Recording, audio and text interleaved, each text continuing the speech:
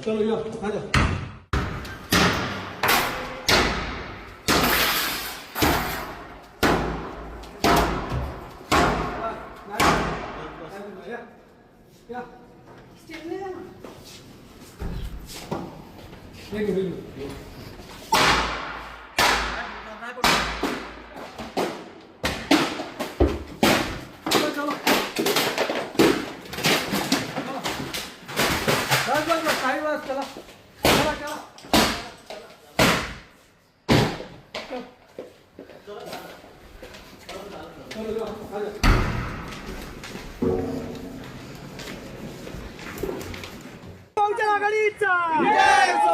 अम्बेडकर तुम आगे बढ़ो, हम तुम्हारे साथ हैं। अम्बेडकर तुम आगे बढ़ो, हम तुम्हारे साथ हैं। अरे सरकार हमसे डरती है, पुलिस को आगे करती है। अरे सरकार हमसे डरती है, पुलिस को आगे करती है।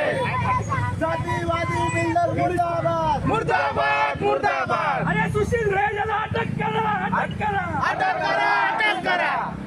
अरे रैजा हमसे डरता है, पुलिस को आगे करता है। बिल्डर हमसे डरता है, पुलिस को आगे करता है। सुशील रैजा हमसे डरता है, पुलिस को आगे करता है। सुशील रैजाला अटक झालीच पाहिजे, झालीच पाहिजे, झालीच पाहिजे। रैजाला अटक झालीच पाहिजे, झालीच पाहिजे, झालीच पाहिजे। वंचित बहुजन आघाडीचा जय हो, वंचित बहुजन आघाडीचा जय हो। जय जय जय जय जय भीम, जय भीम, जय भीम, जय जय जय जय जय भीम, जय भीम, जय भीम। त्या बिल्डरला काय नाही आलं एवढा दिवस? डेव्हलपरला आला ना तुम्ही, डेव्हलपरला का आलात नाही? सेटलमेंट केली बिल्डर सोबत, दाखल करण्यात आलेलं की काय माहिती? खरं तर या ठिकाणी रहेजा बिल्डरचाही निषेध आहे आणि इथल्या पोलीस प्रशासनाचा सुद्धा निषेध आहे। ॲट्रोसिटी सारखे गंभीर गुन्हे इथल्या रहेजा बिल्डरवरती लागलेले असताना सुद्धा आज त्याच्यावरती कुठल्याही पद्धतीची कारवाई या ठिकाणी करण्यात आलेली नाहीये।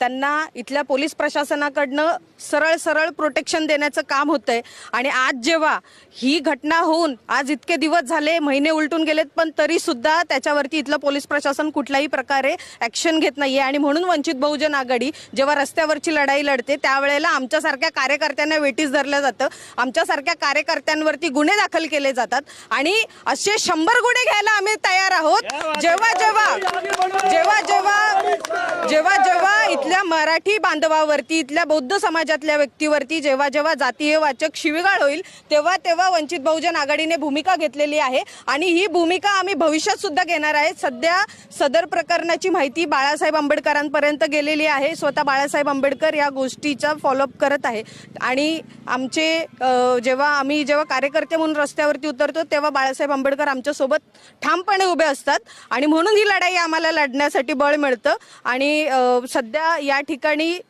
संध्याकाळच्या नंतर सुद्धा मला या ठिकाणी आणण्यात आलं होतं।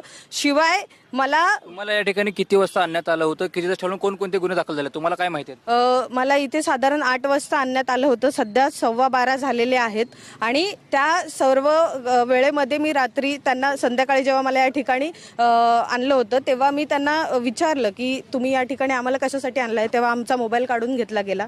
आम्हाला या ठिकाणी कुठल्याही प्रकारची एफ आय आर मला ही आत्ता 12 वाजता मिळालेली आहे।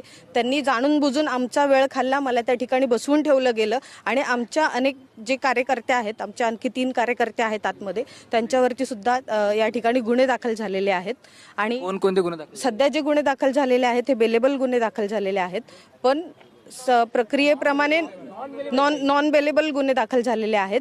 पण या ठिकाणी प्रक्रियेप्रमाणे बेलेबल गुन्ह्यामध्ये नोटीस देण्यात येऊन त्याच्यानंतरची जी प्रक्रिया आहे ती पुढे हे केली जाते। तुम्हाला पोलिसांनी काय सांगितलं बाहेर येताना? सध्या संध्याकाळच्या वेळेला महिलांना पोलीस स्टेशनमध्ये आणणं हे नियमाच्या बाह्य आहे, त्यामुळे मला या ठिकाणावरनं सोडण्यात आलेलं आहे। पण आणखी आपले काही कार्यकर्ते आहेत ज्यांना त्या ठिकाणी ठेवण्यात आलेलं आहे। मला उद्या सकाळी इथे बोलवलेलं आहे आणि मग कोर्टमध्ये बोलवलेलं आहे। त्याच्यानंतर मग जी काही आमची जी वकिलांची टीम आहे ती या ठिकाणी आमच्या सोबत आहे आणि ते आम्हाला सतत मार्गदर्शन करते। काय तुमची आता रास मागणी आहे त्या बिल्डरबद्दल, काय तुमची भूमिका असणार आता आणि यापुढे? आमची भूमिका हीच आहे, जर तुम्ही मुंबईसारख्या ठिकाणी इथे चेंबूरसारख्या विभागामध्ये जो आंबेडकरी चळवळीचा बालेकिल्ला आहे आणि त्या विभागामध्ये येऊन तुम्ही जर इथल्या बौद्ध तरुणांवरती शिवीगाळ करत असाल, त्यांना मारण्याचं तुम्ही या ठिकाणी काम करत असाल, वरती बिल्डिंगवरनं तुला फेकून देऊ ही अशा प्रकारची जर भाषा करत असाल, तर वंचित बहुजन आघाडी अशा बिल्डरांना मुंबईच्या रस्त्यावरती फिरू देणार नाही, ही आमची तयारी आहे. आता पोलिसांकडे काय मागणी त्या बिल्डर बद्दल, काय तुमची आता मेन मागणी असणार आहे, काय जो ॲट्रॉसिटी अंतर्गत जो गुन्हा दाखल झालेला आहे, आमची मागणी तीच आहे की जी तत्परता इथल्या पोलीस प्रशासनाने वंचित बहुजन आघाडीच्या कार्यकर्त्यांसोबत दाखवली, तीच तत्परता किंवा त्याच्यातलं 1% तरी इथल्या पोलिसांनी त्या बिल्डरच्या विरोधात दाखवावं, हीच आमची भूमिका आहे. मनसेने देखील याबद्दल हे बातचीत म्हणजे ट्विट केलेलं आहे. त्यांचं असं म्हणणं आहे की भाजप सरकार आल्यानंतर बिल्डरची मजुरी वाढली, अशा प्रकारे त्यांच्या वतीने सांगितलं. याबद्दल तुम्हाला काय वाटतं? भाजपचा महापौर बसल्यामुळे अशा प्रकारची घटना असं त्यांचं म्हणणं आहे. यापूर्वी देखील अशाच पक्षांच्या माध्यमातून इथल्या बिल्डरांना कुठेतरी दुजोरा मिळालेला आहे आणि त्याच माध्यमातून ह्या अशा प्रकारच्या गोष्टी होत आहेत. सातत्याने मराठी माणसांना या ठिकाणी टार्गेट करणं किंवा मुंबईभरामध्ये घरं न देणं, अशा प्रकारची विविध घटना ह्या मुंबईभरामध्ये होत आहेत. पण हे होत असताना आता इथल्या मायक्रो लेवलवरती सुद्धा एक प्रकारे अटॅक करणं, त्यांच्या जातीवरनं शिवीगाळ करणं हे इथल्या बिल्डरांकडनं चालू झालेलं आहे. त्यामुळे आता आपणही सुजाण होणं गरजेचं आहे आणि तशा पद्धतीने वागणं गरजेचं आहे. नक्कीच या होत आहेत, त्यांना पोलिसांनी ताब्यात घेण्यात आलं, त्यांच्यावरती गुन्हे देखील झाले आहेत.